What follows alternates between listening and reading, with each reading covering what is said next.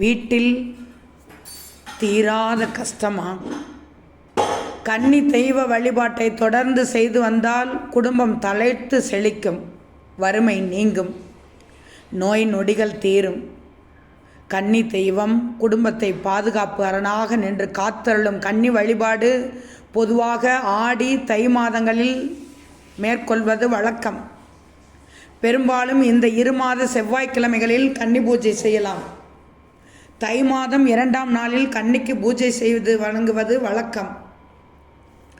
பங்குனி உத்திரத்தின் போது கூட கன்னி பூஜை செய்யலாம். கன்னி பூஜை செய்வதற்கு முதலில் பனை ஓலையால் செய்யப்பட்ட பெட்டி ஒன்றை வாங்கி கொள்ளணும்.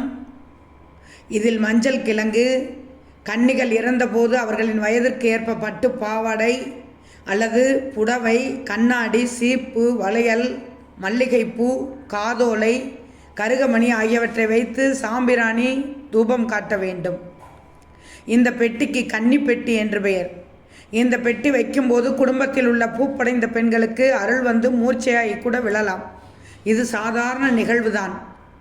பூஜையின் போது தலைவாளை விரித்து பால், பழங்கள், சர்க்கரை பொங்கல் ஆகியவற்றை படைத்து கன்னி தெய்வத்தை நினைத்து மனதார வழிபட வேண்டும்.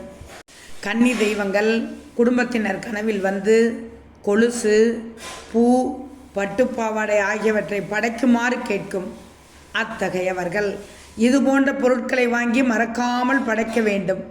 பின்னர் கன்னி மூலையில் உயரமான இடத்தில் இந்த பெட்டியை வைத்துவிட வேண்டும். இந்த வருட தை மாதத்தில் இந்த பெட்டியை மேலே வைத்தால் அடுத்த வருட தை மாதத்தின் போது தான் இந்த பெட்டியை கீழிறக்க வேண்டும்.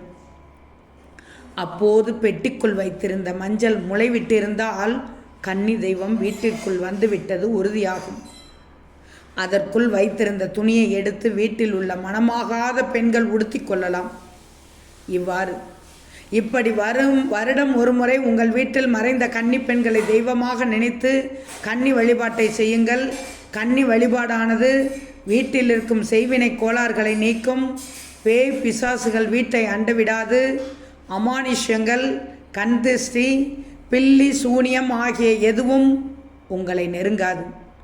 குடும்பத்தின் வறுமையை கன்னி தீர்த்து வைப்பாள் என்பது காலம் காலமாக நம்பப்பட்டு வரும் நம்பிக்கை. உங்கள் குடும்பம் கஷ்டத்தை மட்டுமே அனுபவித்து வருகிறது என்றால் கன்னி வழிபாட்டினை கையில் எடுங்கள். உங்கள் வீட்டில் தெய்வமாயிருக்கும் கன்னி உங்கள் வறுமையை நீக்கி வாழ்வை வளமாக்குவாள்.